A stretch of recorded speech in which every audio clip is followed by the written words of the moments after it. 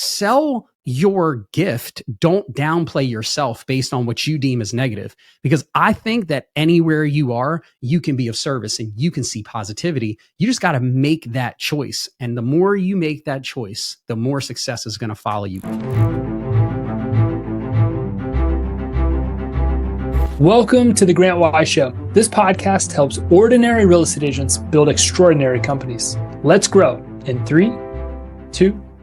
Hey, what's up, everybody? Welcome back to the Grant Wise Show. Excited for my guest today. I've got Phil Gerdes. He is an author, he's a speaker, and he is a very successful real estate team leader in the Maryland area. And he's also the creator of the profitable persuasion method, which is something that he's got coming out very soon. I'm excited for us to talk about it today. Phil, thanks so much for being on the show, man. Definitely. Look, I appreciate it. I'm excited, and I'm looking forward to it. Let's get into it. Yeah. So you're just talking about getting into it. Like, you're into a lot of things. We were talking about this pre-show. You got a lot going on. You've got the team. You do a lot of speaking. You've got books and courses. Like, you've got all kinds of stuff going on. And it sounds like you've, like most entrepreneurs that I'm connected with, have been in this pursuit of greatness for a long period of time and have built some really cool stuff. But I know it wasn't always like that. Tell us your story. How did you get to where you are today? Yeah, sure. And I mean, I could go back as far as we wanted to. I guess the key is I started my first company when I was 17 years old. I realized kind of early on that I was going to be working for myself, and that's where I was going to find happiness and really find myself, I'd say. So 17 years old, I taught myself to code, and then I built a website because, aging myself, when I was 17, there was no Squarespace, WordPress, the whole deal. Like, if you didn't know how to code on front page, you weren't basically building a website. So I did that, and then I went business to business because I built an online advertising company. And I went business to business selling as a 17-year-old kid space on this website. It was really not successful. Like down to the name. I mean, the name was pgadvertisingonline.com. So you could tell right from there that it wasn't the right thing. Marketing, I hadn't got a hold of it yet. But after that, I went through, I'd say, some tough times. I was struggling a bit, and then I made a decision when I was 22 that I was going to change every aspect of my life, and it served me and stayed with me the entire time. At 22 years old, I just committed that I am going to come to the world with a service first perspective. And the catch was, I was only going to do it for a year. I never really planned on, like, this is who I will become. I just figured, I remember I called my cousin, and I just sort of figured, like, life up until that point hadn't panned out the way I always thought it could. Not the way I thought it would, but the way I thought it could. So I said, I'm going to do something drastically different. And for me, that meant changing every aspect of who I was. And in the core, what I realized was who I was not rooted in service. So that's what I decided to change. A year and a half later, my life was completely different. I owned real estate. My bank account was full. Everything that I said, man, like, I wish that was me, I was living it. And I've never turned back. There's been ups and downs. It's a roller coaster. You know how it works. But I never turned back. And since then, I've owned a bunch of different companies. I've sold companies. I retired once. I got back into working because my wife told me I was home too much. True story. And now we're here back in real estate. I say back because 15-ish years ago, we owned 2 mortgage companies. But so yeah, we're back in real estate, and we've been doing this for about 7 years. And like you said, I'm a keynote speaker, consultant, a bunch of different avenues, investor. I'm a serial entrepreneur. I just find that I love, the way I explain it typically is, like, you get an engineer, and that engineer likes to take things apart and put them back together. That's what I love to do with businesses. I love systems, SOPs, API. I love all that stuff. It jazzes me up. So yeah, that's awesome. Sounds like we've got that same spirit. I've never actually held a real job. That's not true. I've had one real job, and I was talking to my wife about it the other day. She's like, "You did?" And I was like, "Yeah. I had a job." She was like, "How long?" She's like, "Did it, like, go well?" And I was like, "Well, I only had it for like a month, so it didn't go super well." But like, I had one job. I learned what I didn't want to do. It just never made sense to me. I never could grasp the concept of trading my time for money. Yep. And I think that's funny because now I do a lot of consulting where I actually sell my time for money, but it's different. It's your time. It is different. It's for myself. I can do it. I can do it for myself. The whole concept never made any sense to me. Like I never got it. I never understood it. I don't know why people still do it today. I'm grateful that those people do. People need jobs. People want jobs. I'm just not one of those people. I agree. Even Grant, our kids, like I've got a 15-year-old son and a 12-year-old daughter, and they're not allowed to work traditional jobs. The idea is if you want to work, you work for one of our companies. If one of our companies aren't what you want to do, then we will start a company with you. But working a traditional job for someone else, my mindset is, why would you put your time, your energy, and ultimately your money into someone else's last name? I don't believe in it. I think that we need to work together to build an empire. And that starts for me with what I'm doing, with what my wife is doing, but then also the lessons we're teaching our children too. That's fantastic. So you sold a couple of companies. Tell us about that. I was in direct sales for about 10 years. I sold that. I transferred some companies over. I used to own a printing company. I mean, I've owned a bunch of different things. In the end, what I found was, there's this concept of failure. Like if you're doing something and you start telling the world about it, when you're not passionate about it anymore and you find an exit plan, it's almost like for a long time, it felt like you were failing if you exited. But if you have a proper exit strategy, that's not failure. That's a win. Like there's so many businesses out here, like they start with the intention of how do we get to an exit. And I think for a long time, and I'm 42 years old, I everybody's different, but when I was growing up, the idea of being an entrepreneur, that was not cool. Like that was like, you're a bum, like you're doing nothing based. Oh, so you don't have a job. That was the mindset. But that has changed so much. And I'm so happy. I'm happy that my children will grow in a world. Cause like you said, like how can someone just accept that, hey, I'm just going to trade my time for dollars? I don't get it, because there's so many ways that someone can really build something beautiful with others or for themselves. Now, there is this caveat, right? Because I think that the outlier to that perspective is I'm doing something I'm hyper passionate about. I'm doing it with hyper passionate people, and I see where I can become part of the long-term plan. Now, if that's it, then I don't think you're trading time for dollars. I think you're building an empire with someone, and that to me is okay. Yeah, I love it. A lot of the people that you kind of described become real estate agents. You almost made me spit out my coffee. Yeah, you're right. They do. And this is, like you said, like we're back in real estate. Like, what is it about real estate for you that, you've got, obviously you've been doing it for almost a decade. Like where's the passion? What do you like about doing this? It's going to sound so canned, man, but I love people. I really do. I know that's like the answer people give, but I just love people, but not just clients. I think that a lot of agents, like, I love helping people buy and sell houses. That's cool. That's fun. I love building the team. I love my staff. I love the agents that come on and learning who they are and building a culture with them. And then ultimately, like, cool, I'll earn my own success, but if I can help somebody else earn success and watch their praises get sang from a mountaintop, dude, I love that. Like it fills my heart. That is really it, So even when people leave, like, because everyone's not here forever. So even when people leave us, I always tell them, like, unless they leave on terrible terms, which doesn't typically happen, but I always tell them, like, look, I'll root you on. If you need help, I'm still helping you. Yesterday, in fact, an agent that hasn't been with us for over a year had some serious life things going on, and I reached out to her when I saw it.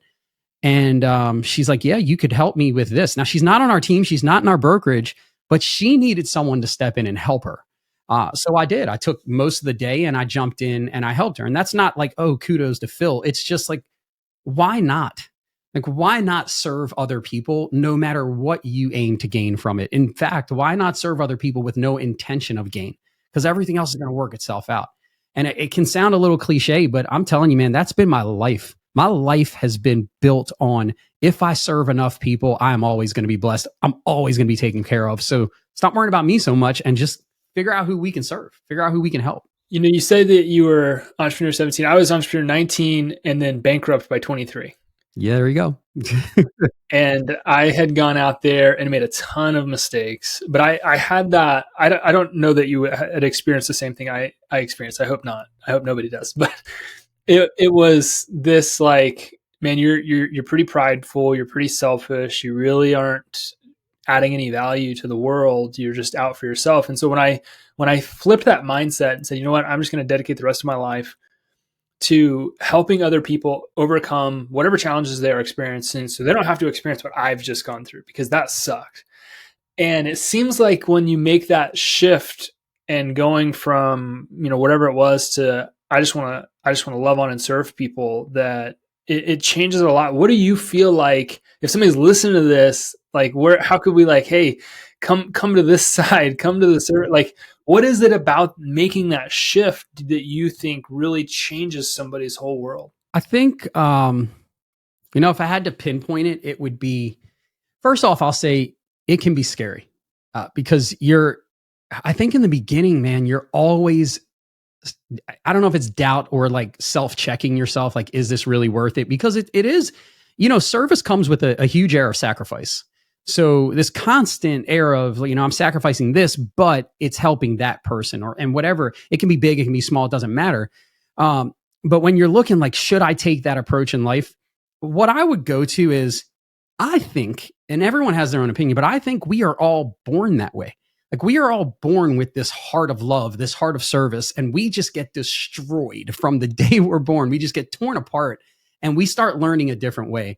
So really, I don't think you or I or anyone else that lives this way is doing something new. I think we're going back to who we were always meant to be in the first place.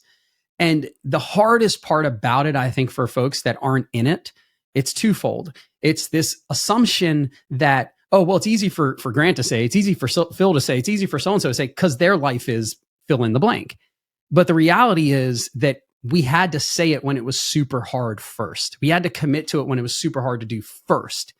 So get past that. Don't look at people that are winning and say, well, you can say that because you're winning. No, we can say it because we weren't winning and we committed anyway.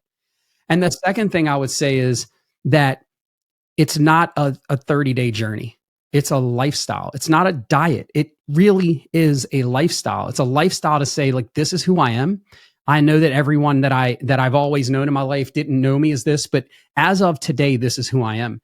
I think that folks typically want to reinvent themselves, but they look for the perfect environment to do it. Hey, I live in Maryland, or I live in New York, or I live in California. I'm moving to Texas, so I'll reinvent myself in Texas.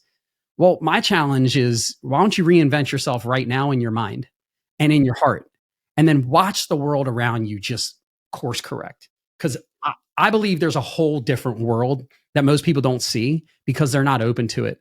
So let it happen. I mean, everything is shaped by your thoughts, your beliefs. And I have a mentor coach says, you want to change your outer world, you got to change your inner world. And I think what you said describes that perfectly. When you change, on the inside, everything on the outside seems to change. Getting a little biblical here for a second is, people talk all the time about how if you have a faith or a belief in God, he'll give you everything that you ask for. And some people misconstrue that, well, I want a Lamborghini and I want a nice house and I want a lot of money. And it's what you don't understand about the gospel sometimes is that it's that when you give your heart over to God, your perception changes, what you want changes. And I've never gone that direction on my podcast before, but thanks for the open door there. I just think it's such a good illustration and examples. Everybody's always out for these things that you want. But when you talk about changing your inner world, changing what's in your heart, changing what's in your mind, the outside world, just like you said, it just kind of molds around you. It just kind of changes all of a sudden. And your perspective is different and your perception's different and your desires are different. I used to want the house and the car and the thing. And then it's well, no, I just want to serve people. I just want to give. I just want to add value, and just the things that you desire start to really, really change. It's neat because as your desires change, you find that the things that fill you up change too. So, it's yeah, I'd love that, but man, just watching you win, I don't know. I'm still living on the high of watching you win, so it's really neat. I butchered that. I said, the way that I said that it's if you believe in God, he will give you all the desires of your heart or something like that. But it's the desires of your heart that change. That's the essence of the message there. And so I love it. And if somebody's listening to this, it's oh, okay, they're going a different direction this podcast. So it's how does a heart of service and a mind of like service and giving, like how does that translate to great business? Yeah, that's a great question. I think, we talk, and it's funny you say that because segue profitable persuasion method, it's really rooted in this concept of taking people from event to event to event. So how does this heart of service translate into great business? Well, the first thing you think about is, well, if I'm really here to take you from event to event to event, then the first thing I need to come to terms with is they're not my events, they're yours. So everything I do initially has to be about finding out what you want, what serves you. So think about this. Like if I'm constantly asking you questions about what serves you in different ways and just finding out more and more about you, initially, like the first conversation, you're going to feel like, man, I'm truly interested because I'm really interested in you. And then when I say, okay, the next step is this, and you find that the next step is not rooted in what I want. I'm not trying to sell you a house. Well, Phil, hold on. Isn't that your job? No, my job is to serve people. Like, let's make it clear. My job is to serve people. I serve them through helping them accomplish their goals. And it just so happens in real estate, it's to buy or sell a home. So if I take you from event to event, then I end up actually taking you exactly where you want to go, as opposed to bypassing what you want to get what I want. So how can a heart of service help in business? Well, it allows you to create what I think sales is ultimately about. And it's one word: connections. Like it's just about, how do I connect with a person? How do I, it's so funny. Today, I was on the phone with a woman who a contractor referred to me. And she says, listen, I don't know if you know this, but 2 years ago, I bought a house with one of your agents. And I'm like, full circle. Wow, that's amazing. And here's the kicker. The only reason I was on the phone with her was to answer some questions, not to buy or sell a house, not to do anything. It's just like she had some questions. She asked the contractor who he said, you got to talk to Phil. And it just brought everything full circle. So I think that ultimately every business has this desire to build a strong brand. And sometimes we get lost in the idea that a brand is who you tell people you are. And I'm adamant about a brand is truly who you show people you are. So if you want a great business, take your time and show people that you're a great person first. Mm. And I think building off that, a brand is the way that you make people feel, or the way that people feel when they interact with you. Absolutely. I couldn't agree more. Absolutely. By kind of like rewiring our thought process and say, you know what, I'm bought into this. I've been trying to just go sell houses based on what's in my pocketbook, which is why most people sell from a place of desperation. And I don't want to be like that anymore. I want to sell from a place of growth, from value, from contribution, from giving, from service. For everybody's point of reference, we're recording this on March 15th.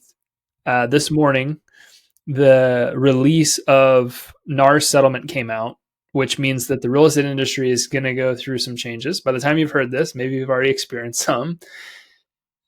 How do you think that helps? Because we've got to now make sure that a significant portion of the industry that does not currently understand this can effectively communicate their value.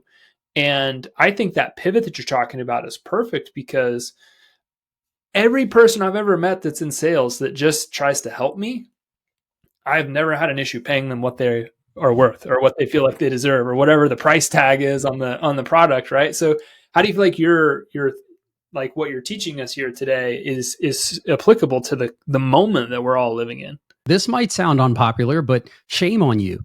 To every single real estate agent that looks at the release of information that came out today, and you're like, man, what am I going to do with my business? Look, shame on you. And I mean that. Like, you should have always been doing business this way. You should have always been serving clients first. You should have always known how to properly express your value add to people. The problem I think in this industry, the biggest problem is it's too darn easy to be an agent. In the state of Maryland, you need to take a class for 60 hours, pass a practice test, and then pass a PSI exam, and you're legally able to help someone with the largest investment most people will ever have in their life. And that's insane. That's like, I associate that to someone saying, I need brain surgery. And this guy comes out and says, look, I just watched a video on YouTube of how to do this. And then I say, go for it. Operate on my brain. Like, that's nuts. And then people say, but there's continuing education. So what? It's 15 hours every year or every 2 years or something. It's so minute that I don't even know. That's the kicker. So my argument to people would be, don't look at this and say, man, everything's going to change now. What am I going to do? Look at this and say, this is an opportunity for me to grow, continue to show my value add, and prove to the market that, yeah, there's a bunch of realtors out there, a bunch of real estate agents out there, but I'm not that. I'm a business owner in real estate, and I take my business seriously. So that means I take you seriously. That's the approach people should take. And then I would also add one other thing. If you can't clearly articulate today, if you read this article and you cannot clearly articulate today what is going on, you have one move to make in business. And it's not to get out. Don't worry. That's not what I'm saying. It's to get involved with a team or a brokerage that will educate you properly, that treats this topic like it is important, because folks, it's important. You've got to know your craft. I've said for a very long time, I thought that the barrier to entry in this industry was way too low. I have a different thing that I usually say, and nobody likes it, but I say it anyway because I think it's really funny. It's like, you can go to real estate school and in 2 weeks, you can get a license to help me navigate the largest investment decision I'll ever make in my entire life. But some poor girl has to go to school for 1.5 years to get paid to shave my head, and I'm bald. Like, it's crazy and it's true. Yeah. It's like, the barrier is way too. I think that there should be financial literacy exams. I think that if you can't pass those, you must start on a team. I think teams are the future in this industry. And I think you've got to it's just like an apprenticeship. Like, if you're going to go be a plumber, you have to be an apprentice for a long time before they'll let you go do anything on your own. Why wouldn't we have those same types of standards in these massive financial transactions? It's funny because my operations director and my marketing director, both of their significant others are in apprentice programs. And the crazy part about it, they've both been with us for over 5 years, I believe. And what's nuts about it is they've been in these programs since I met them. They're still in the programs. Now they're both just coming, I believe, to the point of they're wrapping things up. But I'm thinking, this is years these people have been doing this. And the sole purpose of doing it has been to learn. But you've got Jim or Jane over here, like you said, 2 weeks in, I know everything I need to know. Let's go sell houses. And that's just shouldn't be. I think it feeds right into the point. Like, you know how to stay out of jail, but you don't know how to market, which is the number one thing you have to do. You don't know how to sell, which is the number two thing you know how to do. And if you can do marketing good and you can do sales good, then you can actually get to do real estate. And pros, cons, whatever. I love where we're going with really just reorienting your mindset around service. Tony Robbins is somebody I've looked up to for a long time. He's helped me personally through many things. Not that I've worked with him personally, but I've worked with a Tony Robbins coach for years. And one of my favorite quotes of his is the secret to living is giving. And I think, that kind of like perfectly sums up a lot of the messaging here today. Is if you can wake up every day and say, what can I give to this day? What can I give to this person? What can I give to this podcast? What can I give to the people listening to it? And if that is the mindset, you really never have to worry about whether or not it's going to come back to you. And I know that that's not easy if you're experiencing hard times, because like you said earlier, like it's easy to say like, oh yeah, these guys can do it. But like, no, man, I was a shitbag. Like when I made that shift for myself, like it was because I literally lost everything. I felt like I was nothing. And I said, you know what?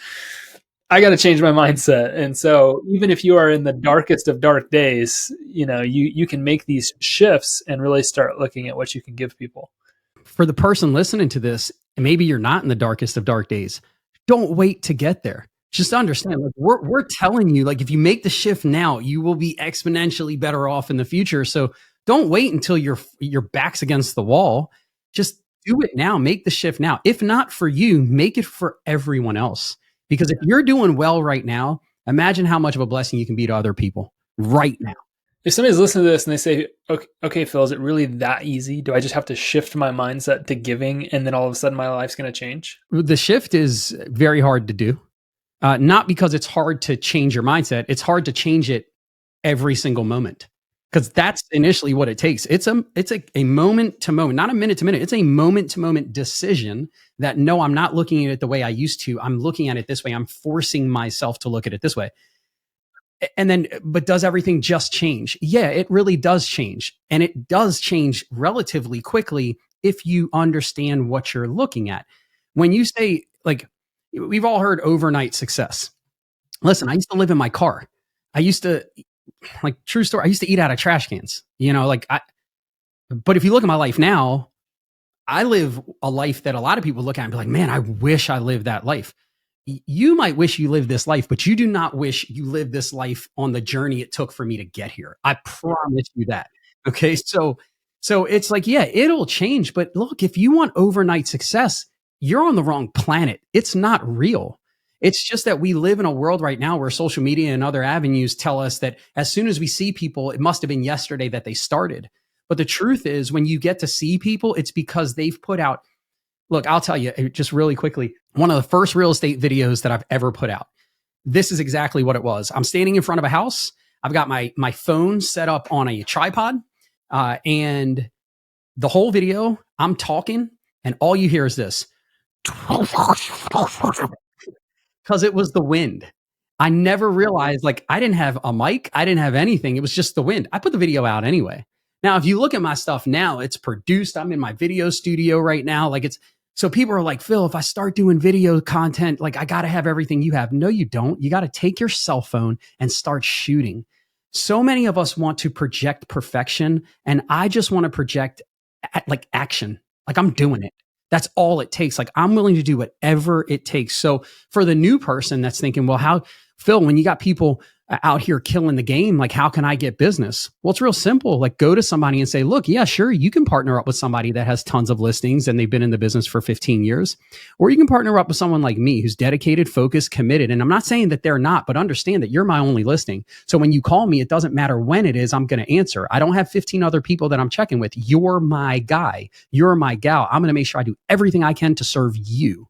Like, sell your gift. Don't downplay yourself based on what you deem as negative, because I think that anywhere you are, you can be of service and you can see positivity. You just got to make that choice. And the more you make that choice, the more success is going to follow you. It can't help, but success will attack you. You will be shocked, but you got to make the commitment. Man, this has been a fantastic conversation, and definitely love where we're going here.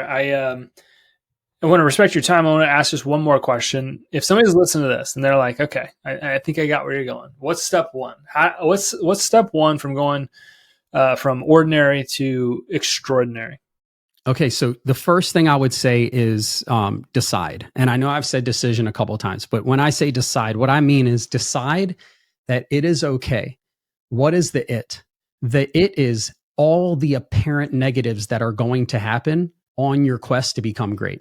The people you think love you, they do love you, but they love you the way they're comfortable with. So expect them to try and hold you back, not out of pain or not out of hatred or not out of not wanting to see you succeed, out of their own fear for, I don't want them to hurt. I don't want you to fail. Just understand that that's going to happen. Don't listen. Accept the fact that you're going to have to push a few people out of your life for a little while, and that's okay. It's not because you don't love them. It's because they don't understand you. And if you keep trying to convince them to understand where you're headed, then it's just going to slow you down. Accept that everything is not going to seem as easy as it might be coming off on this podcast. You will suffer painful points in your life, and that's okay, because that is not a downplay. It's an educate play. It's an opportunity for you to learn. This didn't work. I'm going to do it this way. And then I would say, accept that if you're not learning something new every day, you're hurting yourself. Every single day, I kid you not, 7 days a week, every day, probably for the past 20 years, I have started my day learning something new. And some of the things I forget, some of them I remember, some of them is 2 minutes, some of them it's 2 hours. But I just want to learn, because I know that the more I learn, the better I can be for someone else. And then ultimately, the last part I would say is give yourself some grace and have a little faith. Like, you're not perfect. If you were perfect, we would be calling you Jesus. You're not perfect. Okay. And that is okay. So give yourself some grace to fail every now and then, but also have a ton of faith that it's all happening. Because it's not happening just because, it's supposed to happen. It's happening because you are doing the things necessary to make it happen. So keep your foot on the pedal, keep pushing forward, and watch the success. One day, you're going to turn around, look behind you, and say, oh my goodness, I did it. I did it. And you're not going to say, I can't believe it. You're going to say, I earned it. So that's my advice. I was sitting with a gentleman, had to have been 11 or 12 years ago now. And I felt like my life was a wreck. Like I had destroyed everything. And this guy just looks over at me. He says, man, just put your head down and just go to work. And then look up in like 2 to 3 years and you will be shocked at what you built. And I took that advice and I was in fact shocked. I think all of us have greatness inside of us. It takes that decision. And so Phil, I think I appreciate everything that you've said here today. I think that it is so critical that people take to heart what you've said and really begin to act on it. And I can see why you're having so much success, man. I appreciate you, appreciate the mindset, appreciate you spending some time here and helping everybody that listens to the show understand how to become extraordinary. So this is awesome. Thank you. Definitely. And thank you, man. I know it's not easy to do what you're doing here, no matter what people might think. But also it's also not easy to have a type of conversation that we've had and allow your podcast to go in that direction. So thank you for being you and being bold and being consistent in everything that you're producing. I appreciate that, brother. Appreciate that. And thank you all for continuing to listen to the Grant Wise Show. This was an amazing episode. I have a lot of great takeaways. Hit me on Instagram with your takeaway, with your question. Let's keep the conversation going. Don't forget to leave a review of the podcast on your favorite platform. And I'll see you on the next episode. Stay wise. Thanks for listening to this episode of The Grant Wise Show. Please don't forget to subscribe to this channel, leave us a review, and we'll see you on the next episode. Thanks.